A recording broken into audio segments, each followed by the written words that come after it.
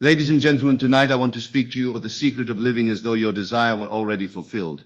For what you hold in imagination, when felt as real, becomes the substance of your world. It is not enough to merely wish, you must enter the state, and in entering the state you carry within you the seed of the experience you long for. This lecture is not about what might happen someday. It is about how to live now, in the end, and see the outer world conform to the inner vision. The secret of the end.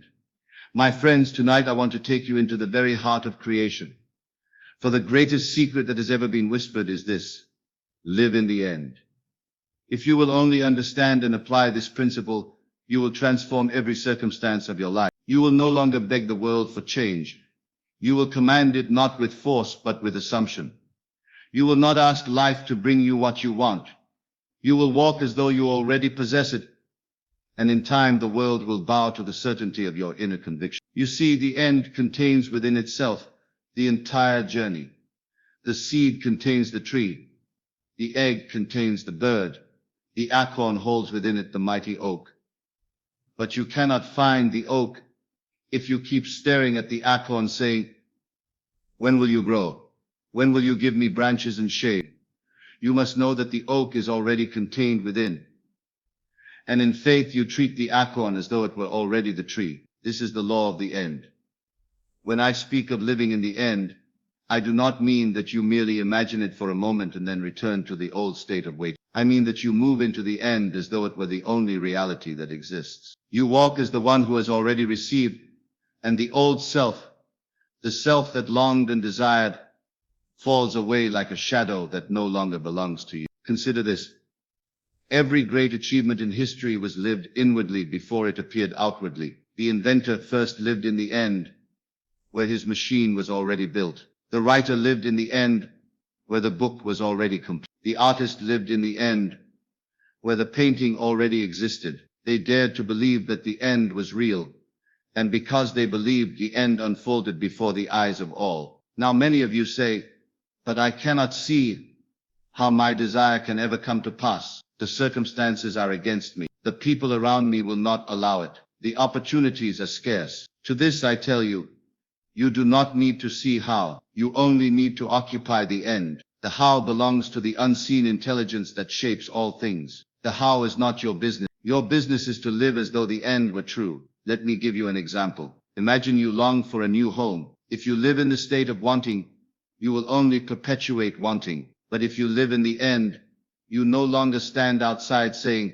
"Someday I will have it." You walk through the door in imagination. You touch the walls. You feel the floor beneath your feet. You hear the echo of your voice in the rooms. You look out the windows as though they were yours. You invite your friends to step inside. In that inner world you claim it as yours. And when you live in that end, the outer world, without effort on your part, reshapes itself to bring that invisible house into visible form. This principle does not fail. It cannot fail because it is law. But the difficulty for most is that they cannot sustain the end. They return to the old state of doubt, of waiting, of questioning. They step into the end in imagination, but then they step back into the old self that says, "It has not happened yet," and so they undo the work of their inner vision. What you must learn is persisting. The end must become more real to you than the facts of the moment. The end must be the atmosphere you breathe, the place where you dwell. You will know you have entered the end when you no longer feel the need to ask, "When will it come?" For in the end it is already here. And when it is here in imagination, it will not be long before it is here in fact. Let me tell you a story. A man once came to me burdened with poverty. He said, "I cannot escape it. Everywhere I turn, the bills pile up.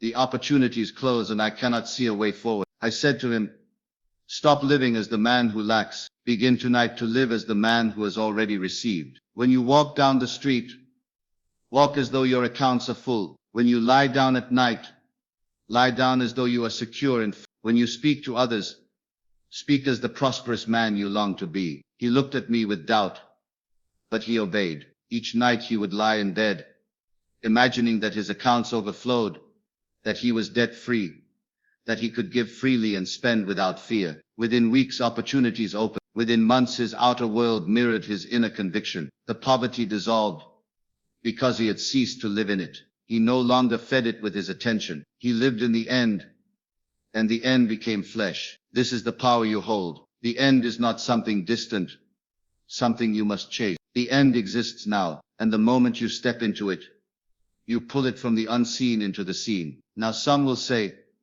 but is this not self-deception? Am I not lying to myself if I live in the end before I see it? I tell you, the lie is the opposite. The lie is to say, I do not have it. It is not yet mine. That is the falsehood. The truth is what you dare to assume. For what you assume and feel to be true, though unseen by the senses, is already fact in the unseen world, and the unseen world is the cause of the seen. Therefore, to live in the end is not to deceive yourself. It is to align yourself with the highest truth. It is to declare the reality that must one day break forth into visibility. So tonight, choose your end. Do not be vague. Do not drift in general wishes. Select one clear desire. Ask yourself, what would it be like if this were already true? And then enter that state. See it, hear it, feel it, touch it, lose yourself in it, until it seems more real than the present moment, and then persist. Each time the old state calls you back, gently return to the end. Refuse to argue with appearances. Stand firm in the conviction that the end is real. In time you will discover that what once seemed impossible has rearranged itself into inevitability. The doors that were closed will open. The people you needed will appear. The circumstances will align. But it will not feel like a struggle. It will not feel like a battle. It will unfold naturally, because you already live there. This is the secret of the end, to live in it, to dwell in it,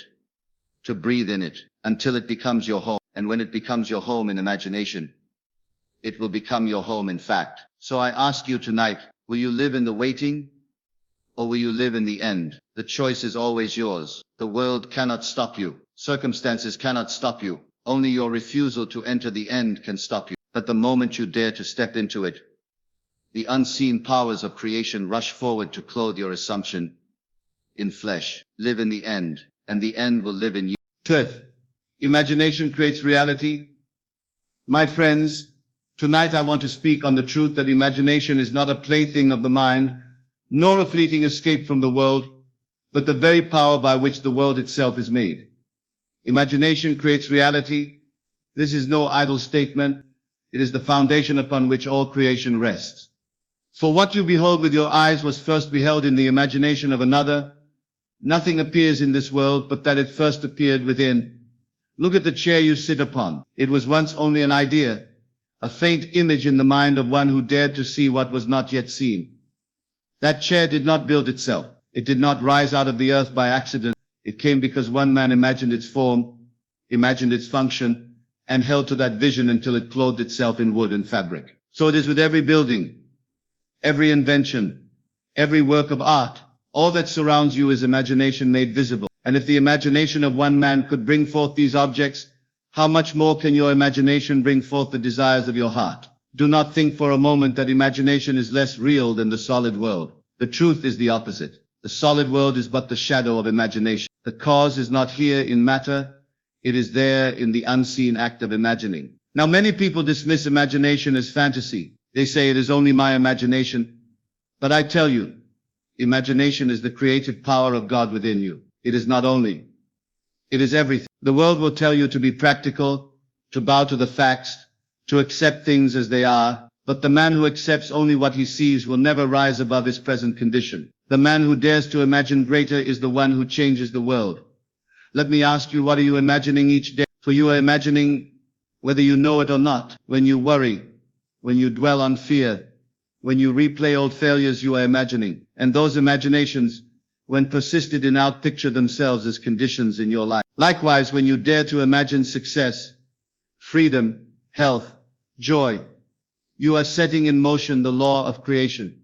So the question is not whether you imagine, the question is what are you imagining? You may protest, but my imagination feels weak. It feels unreal, like shadows passing in the mind. Yet I tell you, the faintest imagination, when persisted in, is stronger than the loudest fact. For facts are nothing but the outpicturing of old imagination. Change your imagining and facts will rearrange themselves accordingly. Take the example of a man unemployed. He looks at the world and says, there is no opportunity. I cannot find work. And so he reinforces that state by imagining lack, by imagining rejection, by rehearsing in his mind the words, We are not hiring. The world then echoes his inner vision and doors close before him. But let that same man turn within and imagine different. Let him see himself already employed, already valued, already paid. Let him hear in imagination the words, "Congratulations, you are hired." Let him walk the streets as one who has already secured his place. And though nothing has changed yet, in fact, everything is changed in truth. For imagination creates reality, and soon, without struggle, without force, the facts of the outer world bend to the assumption within. I tell you, nothing is more practical than imagination. For what you imagine determines what you experience. It is the secret root of your life. Do not believe that imagination is idle daydreaming. It is the power that creates kings and beggars, sickness and health, joy and sorrow. Every condition of your life is imagination externalized. And if you would change the condition, you must first change the imagining. Now let us go deep. Imagination is not merely picturing with the mind's eye. It is entering into the state and feeling its reality. To imagine is to clothe yourself inwardly with the assumption of the wish fulfilled. When you imagine, you do not stand outside looking in. You step inside and live as though it were already true.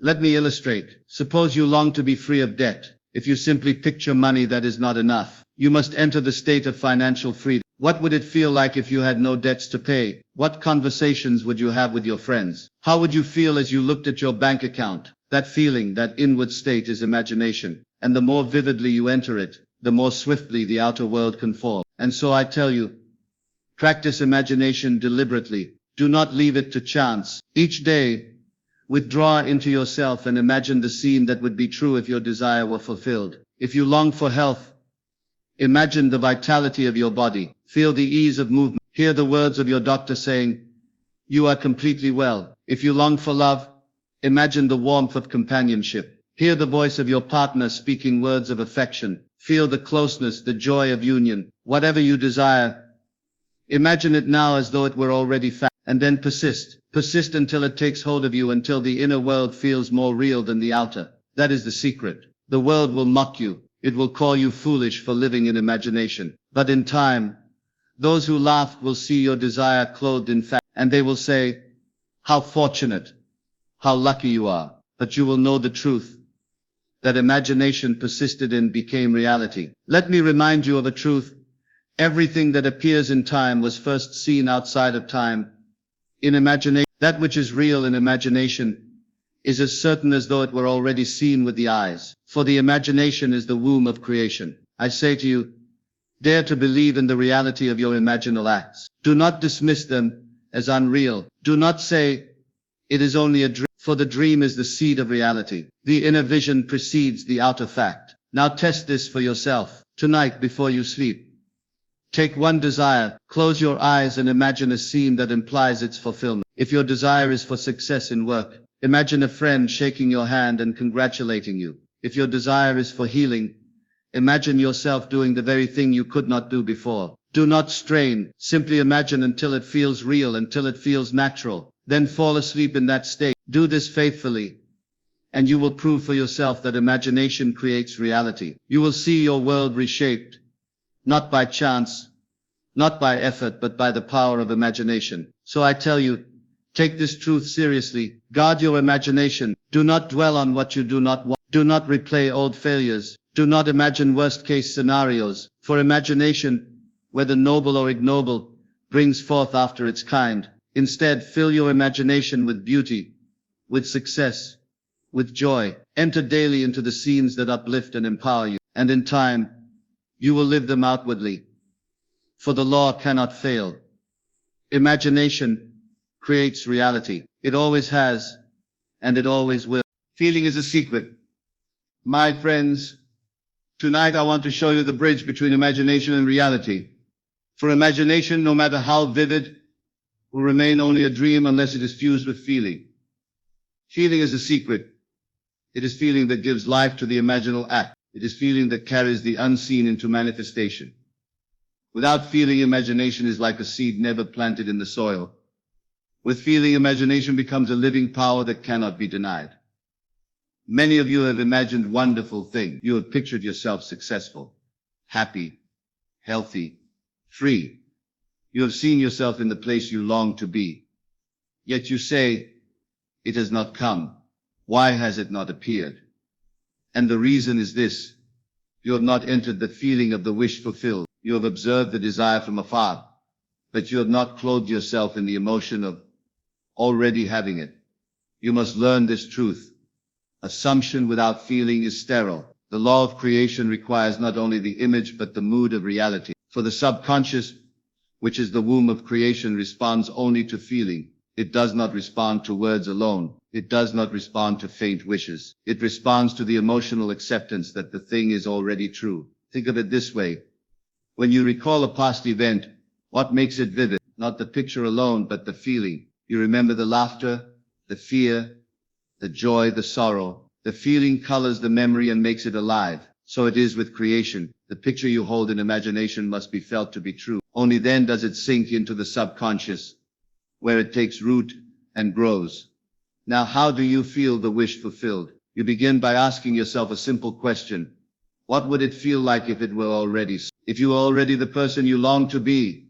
If you already possessed the thing you desire, what would you feel in this very moment? Would you feel relief, gratitude, joy, confidence? That is the key. Capture that feeling and then fuse it with the imaginal seed. Let us say your desire is for health. Do not simply imagine a picture of yourself standing strong. Enter the feeling of vitality. Feel the ease of movement, the energy coursing through your body, the quiet joy of being whole. Feel the relief of no longer worrying about illness. Let your entire being rest in the sensation of health. And as you do, you will impress the subconscious with the fact of health. The subconscious, having received the feeling, will outpicture it as the body's condition. Or let us take the example of financial freedom. Do not merely see numbers on a check or money in a wallet. Feel the freedom of being unburdened. Feel the lightness of paying every bill with ease. Feel the quiet assurance that you can provide, give, and enjoy without fear. That feeling, persisted in, will move through the unseen channels of life and arrange the outer world to reflect it. This is why gratitude is such a powerful state. Gratitude assumes the thing is already done. When you feel grateful, you are not waiting, you are receiving. Gratitude is the natural feeling of the wish fulfilled. To walk in gratitude is to walk as one who already possesses the gift, and the world, seeing your inner certainty, will rush to confirm it. But hear me well, you cannot fake feel. You cannot repeat words like a charm and expect results if the feeling is absent. You must enter the mood sincerely. Yet do not think this is difficult, for the mind is easily moved when you ask yourself, what would it feel like if it were true? If you persist in this question, the feeling will arise. I recall a woman who came to me burdened with loneliness. She said, I have imagined companionship, but nothing happens. I asked her, have you felt it? Have you allowed yourself to feel? She admitted she had only pictured scenes but felt empty within them. I told her, tonight as you lie down, do not simply picture another beside you. Feel the warmth of their presence. Feel the comfort of being cherished. Let that feeling sink into your bones until it seems more real than the emptiness beside you. She did this faithfully. Night after night she felt the joy of love, and soon the outer world conformed. She met the one who matched the state she had felt within. The picture alone had not been enough, but the feeling changed everything. So I tell you, feeling is the bridge between desire and fulfillment. The world is not moved by cold images, but by the fire of emotion. The law is simple. Assume the feeling of the wish fulfilled, and persist until that assumption hardens into fact. Now let me warn you, feeling works both ways. If you dwell in the feeling of fear, of lack, of failure, you impress that upon the subconscious as well, and the subconscious, impartial, will bring it forth. This is why you must guard your moods. For every mood, whether noble or ignoble, is a seed that will grow. Do not say, I will imagine my desire tonight, but during the day I will indulge fear and doubt. That is like planting a seed in the soil and then tearing it up each morning. Instead, discipline your inner state. When fear arises, turn at once to the feeling of the wish fulfilled. When doubt whispers, it is not possible, answer with the inner certainty, it is already done. Your feelings are your compass. They tell you where you dwell. If your mood is one of lack, you are living in the state of wanting. If your mood is one of fulfillment, you are living in the end. The outer world will always mirror the mood you most persist in. Do not think you must generate great passion or excitement. Feeling is not necessarily intensity.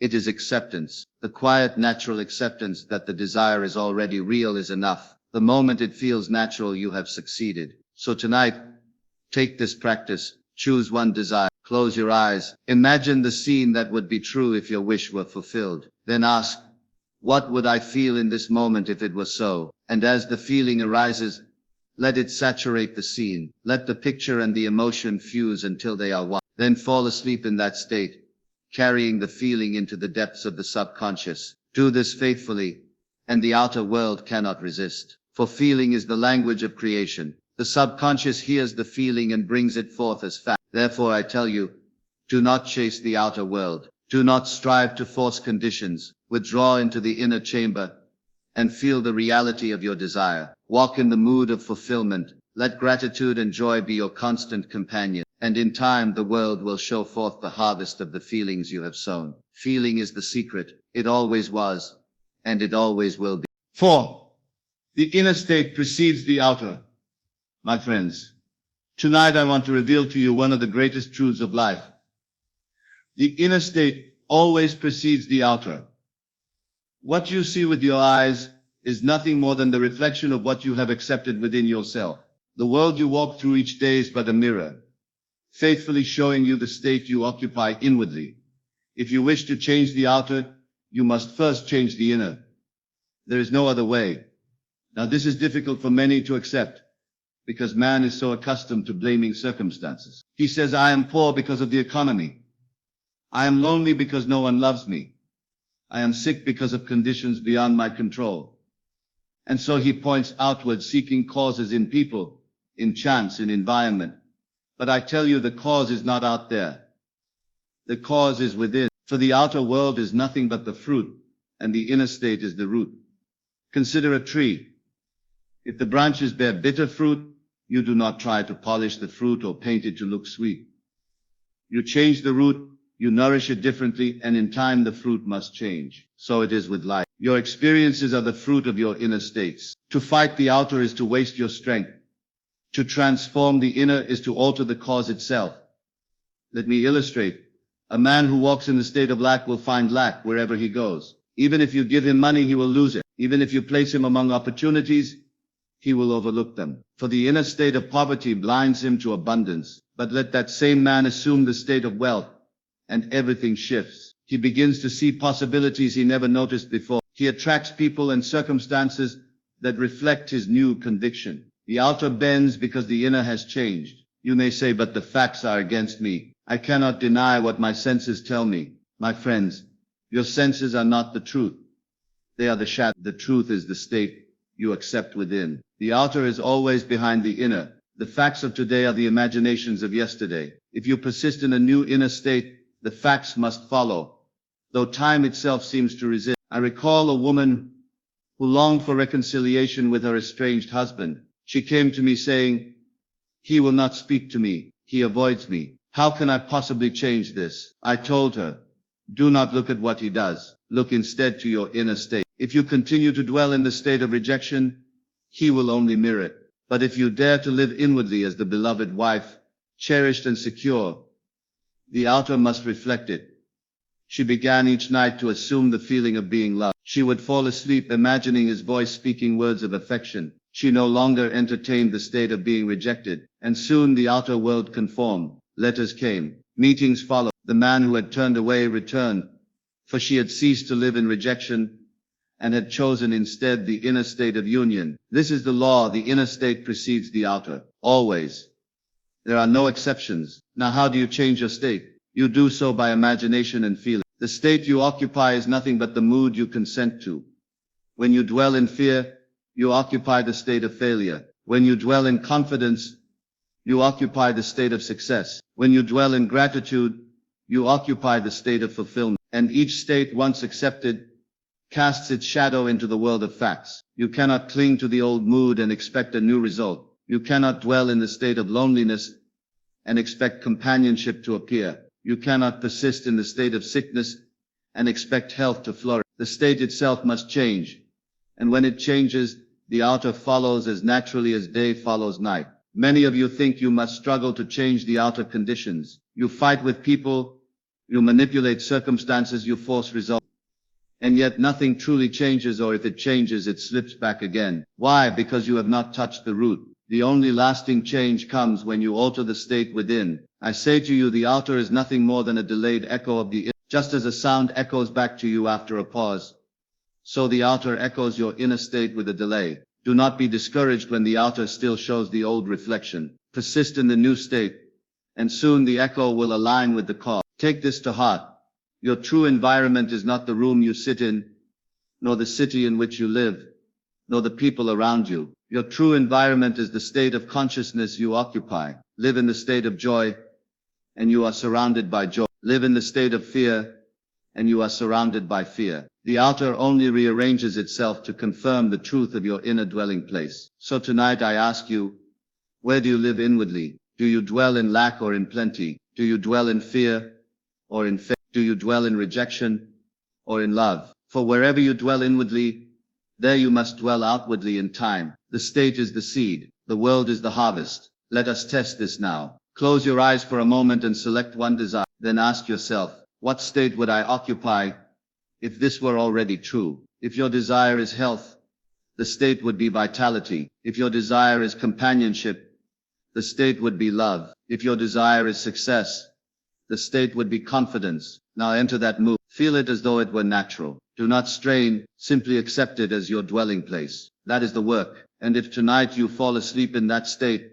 and tomorrow you return to it again, and the next day again, soon it will become natural. When the new state becomes natural, the outer must conform, for the inner always precedes the outer. Do not wait for evidence before you change your mood. That is to reverse the law. Evidence comes after, never before. The seed does not wait for the harvest to believe it is planted. The seed knows that once buried, the harvest is inevitable. So you too must know that once you occupy the state within, the outer harvest cannot be withheld. I say to you, stop looking outward for proof, and begin to look inward for cause. The cause is always within. And if you dare to assume a new state, persist in it, and live in it as though it were real, you will see your world transformed. The outer world is but the mirror, and the mirror cannot reflect anything but the face you present to it. Present the face of fear, and fear will look back. Present the face of joy, and joy will look back. Present the face of fulfillment, and fulfillment will look back. So tonight let us make a great decision to stop blaming the outer and to begin mastering the inner. For the inner state precedes the outer, and when the inner is changed, the outer must follow. This is the unchanging law. 5. Entering the state.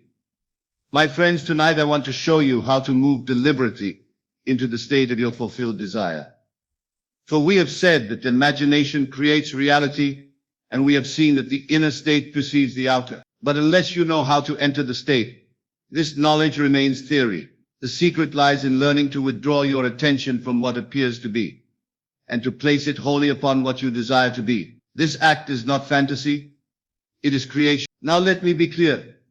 The state you occupy inwardly is the only reality. Every outer fact is nothing but the shadow of a state once accepted within. If you wish to change your world, you must enter a new state. But you cannot enter by wishing or by waiting. You enter by a deliberate act of imagination, clothed in feeling, until the new state feels natural. So how do we enter the state? The first step is stillness. Withdraw attention from the outer world. Quiet the mind. Let the senses be hushed. This is why the time just before sleep is so powerful. The body grows still.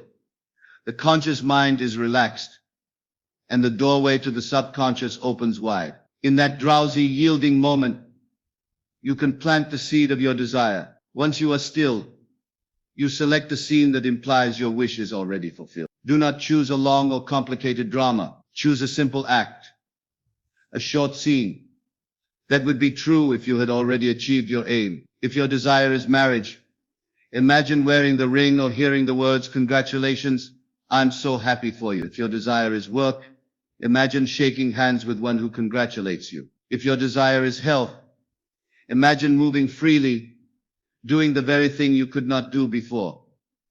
Do not imagine the process of getting there. Imagine only the end. The scene must be one that implies the desire is accomplished. And once you have chosen your scene, repeat it in imagination until it feels vivid and real. Now here is the secret. You must feel yourself into the state. It is not enough to see the picture with your mind's eye. You must enter it with your whole being. If you imagine shaking hands, feel the hand. Feel the texture, the warmth, the pressure. If you imagine a voice, hear it with clarity. Let it have tone and weight. If you imagine standing in your new home, touch the walls, smell the air, hear the sounds, engage the senses inwardly until the scene has the tang of reality. And above all, enter the mood. Ask yourself, what would I feel if this were true? And then yield to that feeling. Let gratitude, joy, or relief fill your heart. Do not force it. Simply accept it until it feels natural. When the scene takes on the tones of reality and the feeling arises naturally, you have entered the state. Remain there. Repeat it until it possesses you. Fall asleep in that state. Let it be your last mood of the night. For the subconscious, which never sleeps, will take that mood and reproduce it in the waking world. Now some of you say, but when I imagine the outer world feels so much stronger, the facts shout at me. My friends, you must learn to disregard the outer. The outer is past.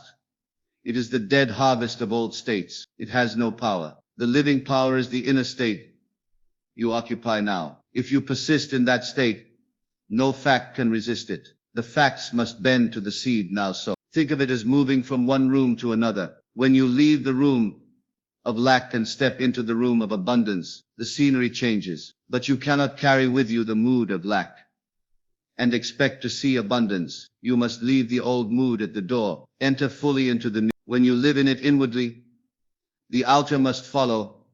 Let me give you a story. A man once told me he longed for a promotion at work, but year after year he was overlooked. I asked him, have you ever entered the state of already being promoted? He said, I have thought of it, but it always feels far away. I told him, stop thinking of it. Enter it tonight.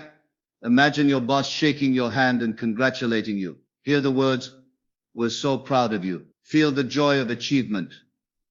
Do this until it feels natural. He obeyed. Each night he fell asleep hearing those words. He ceased to live in the state of frustration and entered the state of accomplishment. And within weeks, the promotion was his. The outer moved because the inner had changed. So I say to you, do not be passive. Enter the state. It is not enough to wish. It is not enough to hope. You must live in the end. You must walk as the one who already is. When you do this, the invisible powers of life arrange themselves to confirm your assumption. Now let us address persistence. You may enter the state once and feel its reality, but the old state will try to call you back. The outer world will whisper, nothing has changed. In that moment, you must return again to the inner scene. Each time doubt arises, re-enter the state.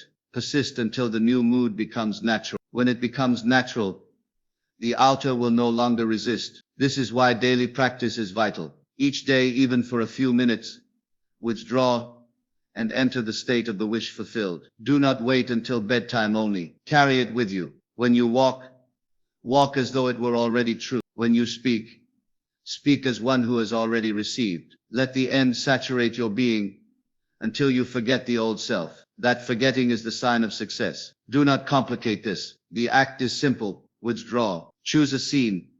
Feel it real. Persist. That is all. And remember this. The state you most persist in becomes your dwelling place. You cannot visit the state once in a while and expect results. You must dwell there. The man who lives in the state of success, though surrounded by failure, will see success break forth. The man who lives in the state of health, though surrounded by sickness, will see health appear. The inner must clothe itself in the outer. This is law. So tonight I invite you, enter the state of your desire. Do not wait for circumstances. Do not wait for permission. Do not wait for the outer to give you a sign. Enter now. Live now. Feel now. For the moment you enter, creation is finished. The seed is planted, and in due season you shall reap. Remember always, the state you occupy is your destiny. Enter the state of the fulfilled desire, and the world cannot help but mirror it.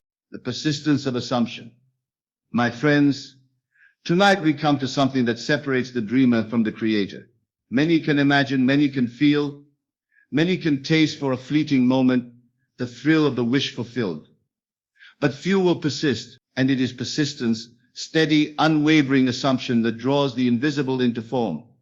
You see, the seed of desire must be planted, yes, but then it must be watered, guarded, and allowed to mature. Too often a man plants a seed in imagination, only to dig it up the very next morning because he cannot see results.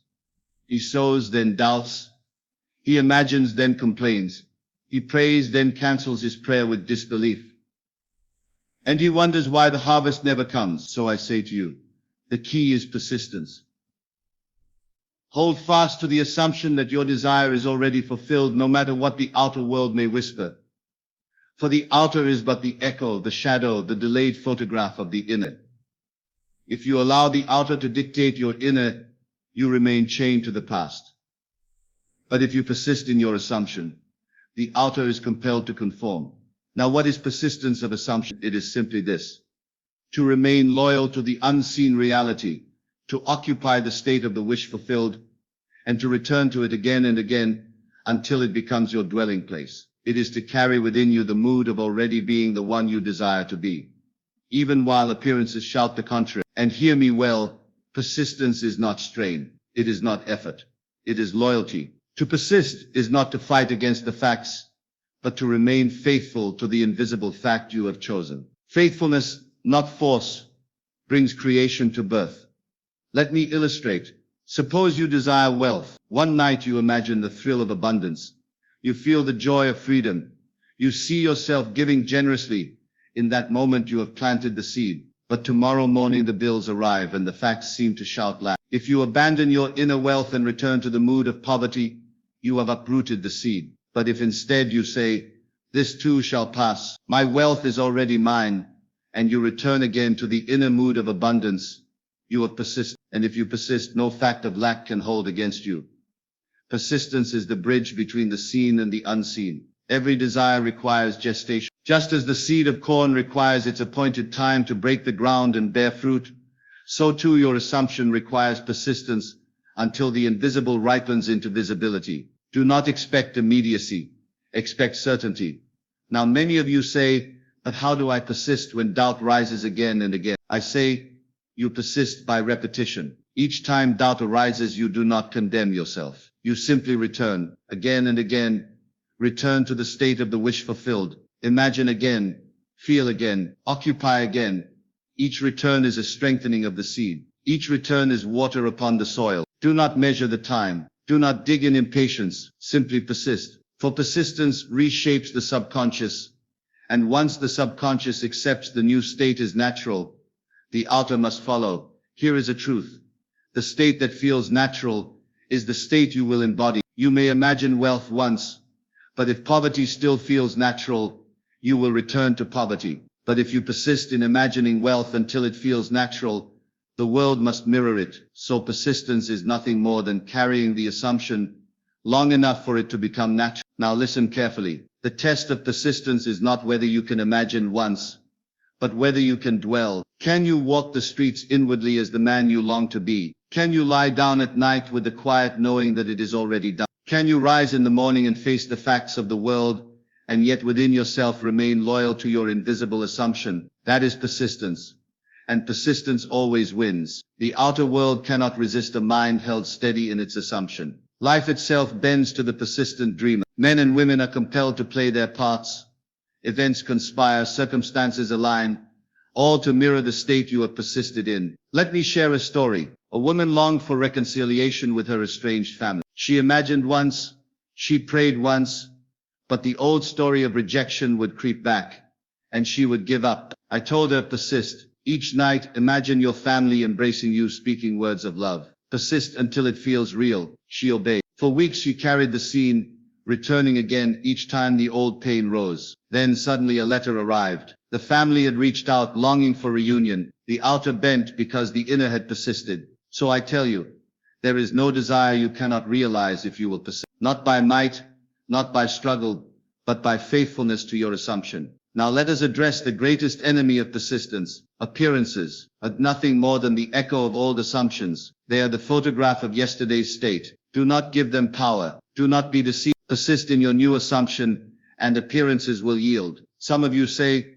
but I have persisted, and still I see no change. I ask you, have you truly persisted, or have you persisted with your lips while your heart returned again to the old state? For true persistence is inner loyalty. You cannot deceive yourself. The mood you carry daily is the measure of your persistence. Examine your inner conversations. Are you arguing with yourself? Are you rehearsing the same worries? If so, you have persisted in the old state. Change the inner conversation. Persist in the new. Speak as one who already is. Think as one who already has. Feel as one who already lives in the end. This is persistence. And let me remind you, persistence is not merely a nighttime act. It is a way of life. Each hour ask yourself, where am I dwelling? If you find yourself in the old state, do not despair. Simply return. Return to the new. Persistence is nothing but the continual returning. My friends, this is the great art. To persist is to remain unmoved until the outer conforms. To persist is to walk by faith, not by sight. To persist is to be faithful to the unseen until the seen reshapes itself. So tonight I say, plant the seed of your desire, and then persist. Do not dig it up with doubt. Do not abandon it for appearances. Return to it again and again, until it grows natural, until it grows inevitable. And when it feels natural, the world will bear witness. Persist, and you shall have it. Persist, and nothing can keep it from you. For persistence of assumption is the law in action. 7. Living from the end daily. My friends, this step is the heart of it all. To live from the end is not a single act performed once in imagination. It is the art of daily life. It is not a ritual you do only at night before sleep, nor a fleeting vision you capture in the silence of meditation. To live from the end is to make the invisible state of fulfillment your constant dwelling place. The very atmosphere you breathe, the ground upon which you walk, and the lens through which you see the world. The question is not whether you can imagine once, but whether you can remain faithful. Whether you can actually carry yourself as though the end were already realized. That, my friends, is the secret of transformation. Now let us define it clearly. To live from the end means to assume here and now that the desire is already realized. It is to walk through the marketplace of life with the quiet confidence of one who already possesses that which he sought. It is to hear the news, to see the world, to meet others, all while inwardly resting in the completed state. You see, most men live toward the end. They look at their desire as something far off, something to be achieved tomorrow. They pray to a distant God, hoping that one day he may grant them their wish. But you are told, when you pray, believe that you have received it, and you shall. Not that you will receive, but that you have. Faith means living from the end, not toward it. Let us take an example. A man desires a new home. He imagines one night walking through its halls, feeling the solid walls, hearing the laughter of his family within. But the next day he walks through life still conscious of being a tenant, still lamenting his lack, still rehearsing his problem. He has imagined the end, yes, but he has not lived from it. To live from the end would be to rise each morning as the owner of that home, to walk the streets conscious that he already dwells there, to thank life for it, as though it were a fact. This is not pretending, it is creation. Pretending is to act without belief. Living from the end is to believe so fully that your conduct naturally expresses it. You do not force the smile is inevitable, because the end is real to you. Now hear me well, the world reflects not what you want, but what you are conscious of being. If you are conscious of lack, the world must echo lack. If you are conscious of fulfillment, the world must echo fulfillment. Therefore, your only task is to maintain the consciousness of already being the one you desire to be. That is living from the end. But how is this done daily? I tell you, it is simple. Carry the feeling wherever you go. If wealth is your desire, then every exchange of money is done with the ease of one who is abundant. If love is your desire, then every encounter is colored with the warmth of one who is already beloved. If health is your desire, then each step, each breath, each moment is lived in the confidence of one already whole. You need not strain to maintain it. Rather, return to it again and again until it becomes the natural state. And once it becomes natural, the outer must conform. The challenge, of course, is that appearances will tempt you to abandon the end. The facts of today may shout the opposite, but appearances are shadows. They are yesterday's assumption crystallized. If you wish to change tomorrow, you must live today from the end. Let us return to Scripture. It says, let the weak say, I am strong. Not I will be strong, but I am. That is the law. Whatever you declare yourself to be, and live from as though it were already true, must in time take form. Now many of you ask, but what if I forget? What if I fall back into the old state? I say, do not condemn yourself. Simply return. The art of living from the end is not perfection without lapse. It is the continual returning. Each time you return, you strengthen the new state. Each time you dwell in it, you deepen its roots. Suppose you desire freedom from debt. Today you may face bills, collectors, demands, but within yourself you live as the one already free. You feel the relief, the joy, the liberty of abundance. Outwardly the facts remain, but inwardly you have shifted, and that inward shift, if persisted in daily, must one day be mirrored outwardly. The debts will vanish, the channels of supply will open, and the freedom you carried within will become visible without. I tell you, nothing can resist the one who daily lives from the end. For life has no choice but to reflect your inner state. Men, events, circumstances, they are all compelled to play their roles to support the drama you have assumed. Now consider your conversations. Are you speaking from the end, or are you betraying your desire by confessing lack? Living from the end requires that your words, your tones, your responses, all rise from the fulfilled state. This does not mean you boast or explain to others. It means your natural speech carries the fragrance of fulfillment. The man who is wealthy does not announce his wealth at every corner, yet his ease betrays it. The woman who is loved does not argue that she is loved. Her radiance declares it. So I urge you, guard your inner speech. Do not rehearse the old troubles. Do not describe yourself as lack. Speak from the end, even if only in silence. Say within yourself, I am, not I will be, and the world must echo it. Now let us take this further. To live from the end daily is to recondition every moment of life. When you sit to eat, do you eat as one who is fulfilled? When you walk the streets, do you walk as one who already has? When you lie down at night, do you rest in the satisfaction of completion? Every moment is an opportunity to dwell in the end. And here lies the mystery. The more faithfully you live from the end, the sooner the bridge of incidents will unfold. Life will arrange itself in ways you could never have devised. Opportunities will appear, introductions will be made, doors will open, but you do not concern yourself with how. The how belongs to the law. Your task is only to remain faithful to the end. Do not be concerned with the means. The means will take care of themselves. Simply daily, hourly, moment by moment, assume the end. Walk as the man you long to be. Speak as him. Think as him.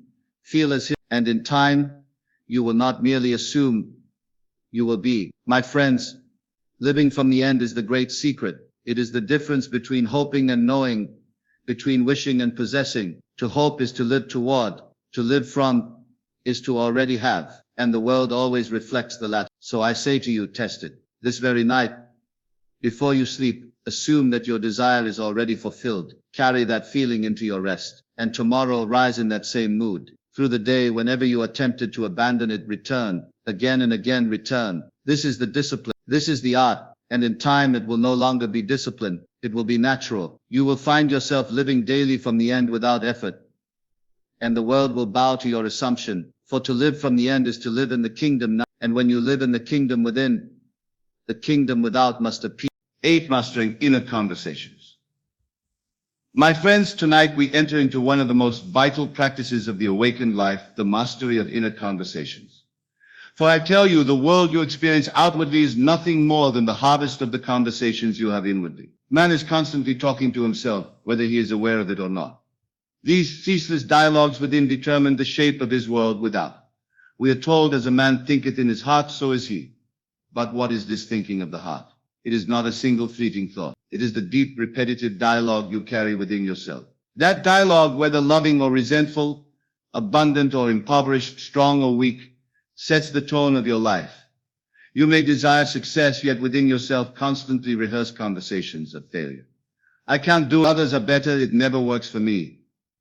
You may desire love, yet inwardly argue with an imagined partner. He doesn't care. She doesn't see me. I am always overlooked. You may desire freedom, yet in your inner speech you confess bondage. I am trapped.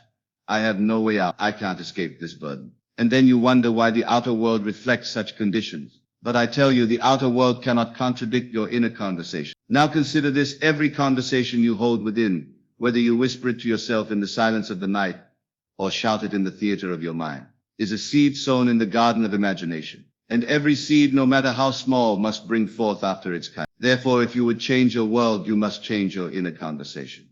Let me make it plain. Suppose you desire recognition in your work.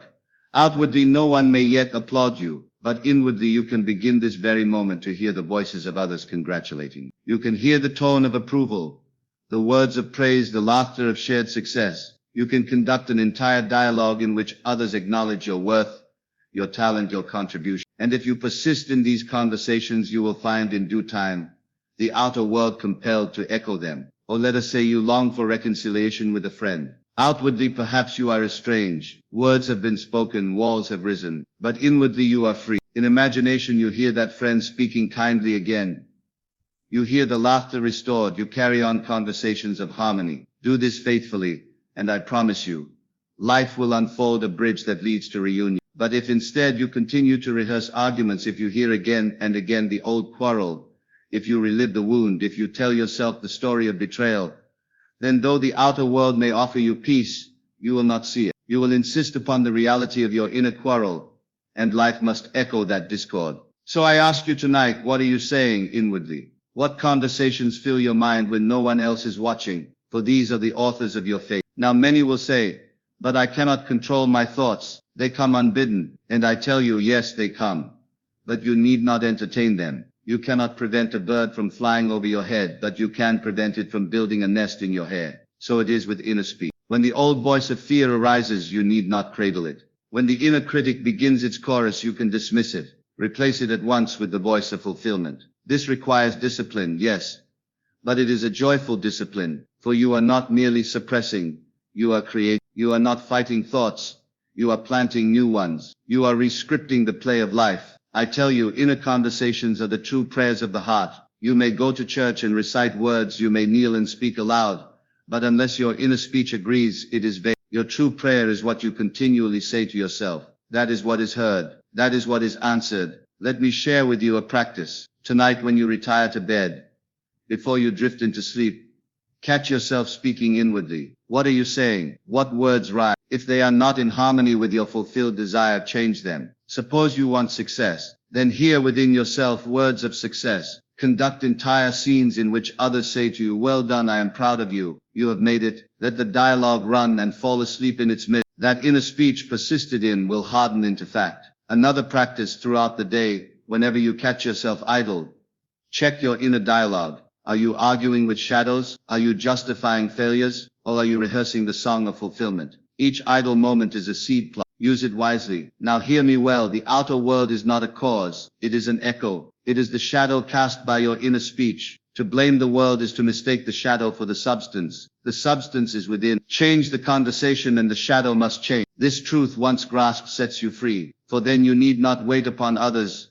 You need not beg circumstances. You need not manipulate events. You simply change the inner dialogue, and life responds. But here lies the test. Will you persist when appearances contradict? Suppose you begin to hear words of health within yourself, yet the body still aches. Will you continue the conversation of health, or will you revert to the old story of sickness? Suppose you imagine the dialogue of abundance, yet the bills still arise. Will you persist in the language of wealth, or will you slip back into poverty's complaint? The choice is yours. If you persist, the outer must conform. If you abandon, the outer will continue its old pattern. I say to you, inner conversations are the workshop of creation. They are the secret meetings where destiny is forged, and the one who masters them becomes the master of his world. Do not underestimate the power of a simple phrase repeated inwardly. I am loved. I am free. I am successful. I am whole. These phrases, if spoken inwardly with conviction, become the foundation of life. But even more powerful is the full dialogue, the imaginative exchange where others affirm your fulfillment. For in hearing them you convince yourself, and in convincing yourself you move into the state. And once in the state, nothing can prevent its manifestation. So I urge you, my friends, begin tonight. Master your inner conversations. Refuse to rehearse failure. Refuse to rehash pain. Refuse to argue with shadows. Instead, let every dialogue within be one of fulfillment. Speak kindly, lovingly, confidently to yourself. Hear others affirm your success, and let this be the song of your heart. In time you will discover that life itself has become that very conversation. Strangers will echo your words. Friends will play their part. Circumstances will arrange themselves. And you will know the truth, that all along it was your inner speech that shaped your world. Master this and you master life. Light remaining loyal to the unseen reality. My friends, we now arrive at one of the greatest challenges in the art of living by faith, remaining loyal to the unseen reality. For it is easy to believe when all things appear favorable, when the evidence of the senses seems to agree with your desire. But true mastery lies in holding fast to the unseen when the senses scream denial.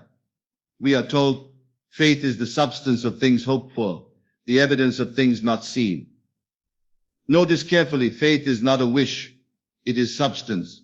Faith is not vague, it is evidence. To walk by faith is to stand upon the reality of what is unseen, until the unseen becomes seen. Now let us ask, how does one remain loyal to that which is invisible? The world will always tempt you to abandon it. It will present facts, circumstances, appearances, all seemingly final. The body will ache and cry, see, you are still sick. The purse will empty and shout, see, you are still poor. The relationship may break and say, see, you are still unloved. And in those moments you will be tempted to forsake the unseen vision and return to the prison of appearances. But I tell you, if you remain loyal to the unseen, appearances must yield. Loyalty is tested in contradiction. Anyone can stand in loyalty when the world agrees. But when the world denies you, when all the evidence shouts against you, will you hold fast to your invisible state? That is the trial of faith. Imagine a farmer who plants seed. He covers it with soil. For many days he sees nothing. If he were foolish, he would dig up the seed, crying, it does not work. But the wise farmer remains loyal to what he has planted. He waters, he waits, he trusts the unseen process, and in due time the sprout appears. So it is with your desire. You have planted it in imagination. Now appearances may show nothing.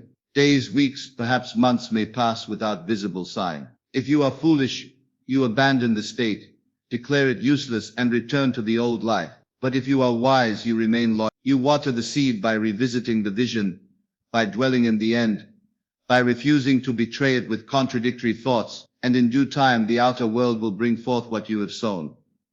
Let me give you an example. Suppose you imagine yourself in a new position, honored, respected, successful. Yet tomorrow at work you are overlooked once more, even criticized. The temptation arises. This is useless. Nothing has changed. But if you abandon your vision, then you betray the seed. Instead, you must remain loyal. You say within yourself, I know who I am. I have already received. You walk through the criticism as though it was smoke, powerless to touch the substance of your unseen reality. Or imagine you desire help. You fall asleep night after night hearing others congratulate you on your recovery. Yet in the morning the pain still lingers. What will you do? If you give in to appearances, you affirm the pain as real. But if you remain loyal, you continue in your unseen state of health. You walk as though whole. You speak as though healed. You persist until the outer must bow to the inner conviction. This loyalty is not passive resignation. It is active fidelity. It is the refusal to divorce the unseen in order to marry the seen. It is the steadfast gaze upon what cannot yet be touched, until it is touched. Now let us understand why this works. The outer world is but the crystallization of the inner. All forms, all conditions, all relationships are but shadows cast by the invisible states within. If you abandon the invisible, the shadow has nothing to conform to. But if you hold to the invisible, the shadow is compelled to follow. Think of the sculptor. He sees the finished form before the marble reveals it. If he judged only by the rough stone, he would abandon the work. But he remains loyal to the unseen figure. He chips, he carves, he persists, and in time what was unseen stands revealed. So must you remain loyal to your unseen reality. Do not judge by appearances. Do not measure by the senses. Judge righteous judgment. That is, judge by the vision within. This loyalty is tested not once, but daily. For the senses constantly clamor for your attention. They cry, look here, touch this, hear that. But you must remind yourself that senses are servants, not masters. They report the past, not the present creation. They reveal only the harvest of yesterday's faith, not the seed of today's. So when the senses bring you report contrary to your desire, thank them and dismiss them. You say, I know you are but shadows of an old state. I do not dwell upon you. I remain loyal to the reality unseen, for that alone is real. And here lies the mystery. The more loyal you are to the unseen, the faster it becomes seen. For For loyalty generates power. Doubt dissipates it. The man who wavers is like a wave of the sea, driven and tossed. But the man who remains steadfast gathers invisible force until the outer must yield. Now let me offer you a practice. Each day choose a moment to withdraw from appearances. Close your eyes. Enter the invisible state of your fulfilled desire. Feel it real. Hear it true. Then as you rise and re-enter the day, declare silently, this unseen reality is the only fact. When the old world challenges you, return to that silent declaration. Hold fast and refuse to betray it. Another practice. When fear arises, do not argue with it. Simply return to loyalty. Say to yourself, though the shadow lingers, I remain faithful to the unseen light. Fear cannot survive such loyalty, for it feeds only on appearances. And let me tell you, the moment you choose loyalty to the unseen, life begins to rearrange itself. Events shift. People move. Doors open. Opportunities arise.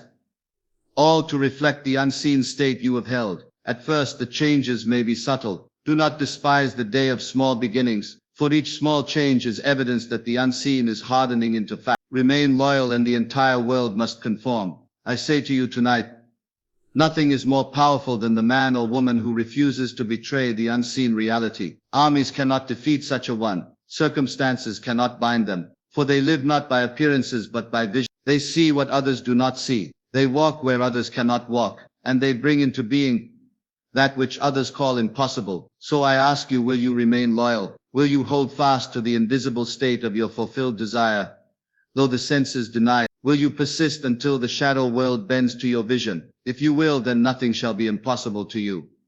For loyalty is love, and when you love your unseen reality with steadfast devotion, the world itself becomes the lover who rushes to meet you. Remain loyal and you shall see your desire clothed in flesh. Remain loyal and you shall prove that faith is indeed the substance of things hoped for, the evidence of things not seen. 10. Living daily in the end. My friends, we now come to the final step, the culmination of all we have spoken. If you have heard me these past nights, you know that imagination creates reality, that the end is where we must live, that loyalty to the unseen is the secret of manifestation. Yet all of these teachings remain but theory unless they are lived daily. The last step, therefore, is this: to live each day as though the desire were already fulfilled. Not occasionally, not when convenient, not merely in the silence of meditation, but in the living hours of the day. To live in the end is not a temporary retreat. It is a way of being. It is the conscious choice to walk this earth clothed in the reality of your fulfilled desire, no matter what the senses display. Let us examine this more deeply. What does it mean to live in the end? To live in the end is to shift your entire sense of identity. It is to cease thinking from the state of lack and begin thinking from the state of fulfillment. It is no longer to ask, when will it happen, but to declare, it has happened. It is no longer to wait, but to be. Consider this. If your desire were fulfilled tonight, how would you see the world tomorrow? What thoughts would arise naturally? What words would you speak without effort? What actions would you take? Not to get the desire, but because you already have it. That is the end you must live from, here and now. The great secret is that life responds to the assumptions from which you live, not to the wishes you entertain. To wish is to look from the outside in. To live in the end is to move inside the desire and dwell there. Suppose you desire financial abundance. Living in the end does not mean reckless spending or outward display. It means inward confidence, the quiet assurance that supply is already yours. You walk with ease. You plan without fear. You no longer think in terms of limitation, but in terms of possibility. Your very tone changes. Your very bearing shifts, because you know that you are the one who has. Or suppose you desire a loving relationship. Living in the end is not anxious searching or desperate clinging. It is the natural warmth of one who already is loved. You speak differently. You carry yourself differently. You radiate the assurance of being chosen, cherished, wanted. And because you live daily in that end, the outer world arranges itself to mirror that inner certainty. So let us understand, the end is not far off. The end is not tomorrow. The end is a present state of consciousness, and you are free to enter it now. But here is the challenge. Daily life will tempt you to step out of the end. Bills arrive, people criticize, the body aches, circumstances contradict, and the old man rises saying, "See, nothing has changed." In such moments you must remember this step. Remain in the end. Refuse to be driven back to the state of lack. Say to yourself, "I know who I am already that which I desire," and act from that knowing. Living in the end is not a struggle. It is not force. It is a gentle, quiet confidence. It is to go about your day clothed in the unseen reality, as naturally as you wear your garments. Let me share with you an image. Imagine a great actor preparing for his role. When he steps upon the stage, he does not say, "I will try to be Hamlet." No, he simply is Hamlet. He thinks, moves, and speaks as Hamlet. For that hour, Hamlet lives through him, and so must you, the great actor of life. Clothe yourself in the role of your fulfilled desire. Do not try. Now some of you may ask, "But what if I forget? What if I slip back into old thoughts?" My answer is simple: return again. Do not condemn yourself. Do not dwell on failure. Simply re-enter the end. Close your eyes, assume the feeling, and walk again from that state. As often as you slip, return. In time, the new state becomes natural, effortless, automatic. Another will say, "But how long must I live in the end before it hardens into fact?" And I reply, until you live in the end, until it becomes natural, until the shadow world bends to your vision. The seed does not sprout because you question its time, but because you remain faithful until the season comes. Let me give you an exercise for daily living. Each morning as you rise, pause for a moment before engaging with the world. Ask yourself, if my desire were fulfilled, what would I feel now? Enter that feeling. Carry it with you into the day. When challenged, when distracted, return to that feeling. And each night as you drift to sleep, clothe yourself again in the end. For sleep is the gateway to the subconscious, and what you assume there is carried faithfully into manifestation. Living daily in the end is not escapism. It is not denial of reality. It is the shaping of reality. For what the world calls real is only the echo of yesterday's belief. By living today in the end, you are shaping tomorrow's fact. This is the final step because it is the continual step. There is no higher secret beyond this, to live in the end and remain there. For all else flows from this. When you live in the end, imagination is disciplined. When you live in the end, faith is established. When you live in the end, loyalty is sustained. The end is the source, the foundation, the beginning, and the conclusion of all creation. So I say to you tonight, test yourselves, even now in this moment. Let your mind dwell upon it as true. Feel the relief, the joy, the gratitude that would be yours if it were already accomplished. Do not reach for it. Receive it. Do not long for it. Love it as your present possession. And as you rise from this hall, carry that end with you. Walk as one who has already received. If you will do this day by day, hour by hour, moment by moment, you will discover that the line between imagination and reality dissolves. What was once unseen becomes visible. What was once intangible becomes touchable. And you will know from your own experience that imagination truly creates reality. This is the life-changing truth, that man lives not by bread alone, not by appearances, but by every assumption he dares to embody. So let us close where we began. Live in the fulfilled desire. Let it shape your thoughts, guide your words, govern your actions. Be faithful to it in waking.